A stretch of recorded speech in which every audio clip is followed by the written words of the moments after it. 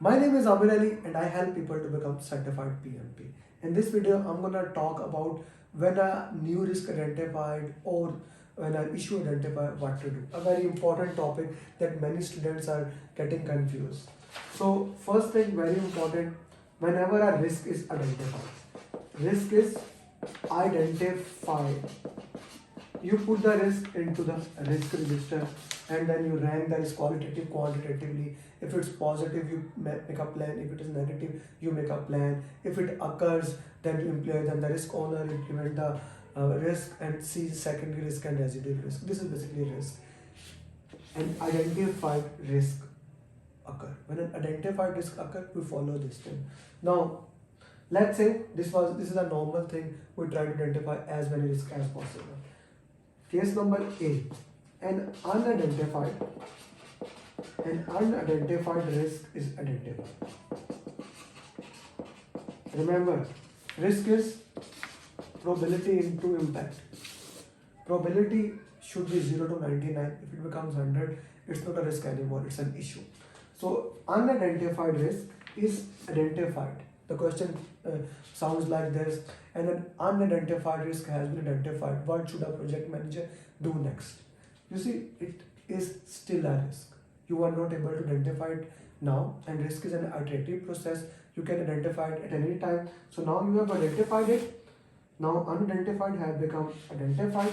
So you directly go and update the risk register, and then you raise qualitative, quantitative response and all those things. Unidentified risk is identified, you put it into a risk register. So unidentified risk occurs. Now unidentified risk has happened. Now what do you mean by happen? Probability has become 100%. So that's not a risk anymore. It becomes issue. When unidentified risk occurred, it becomes an issue. You put it into issue log, and once you put something into issue log, first thing is that you communicate to the stakeholder, you do the root cause analysis, why this happened, and then if you need a change request, of course you need to handle that. You raise the change request and then deal it accordingly. Unidentified risk identified, risk register. Unidentified risk occur, issue log.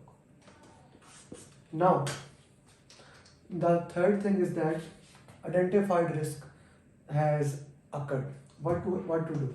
Identified risk occurs. Again, it's an identified, which means it has a already response where in the risk register. So a risk owner just look at that risk and according to that he implement the response. So we update the risk register.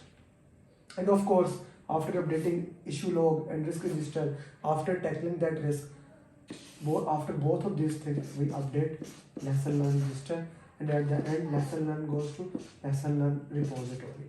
So that's a concept that many students were having trouble understanding. So I hope it is clear now how to handle a risk in the project. If you have any question, follow-up question, feel free to put in the chat box. Thank you very much.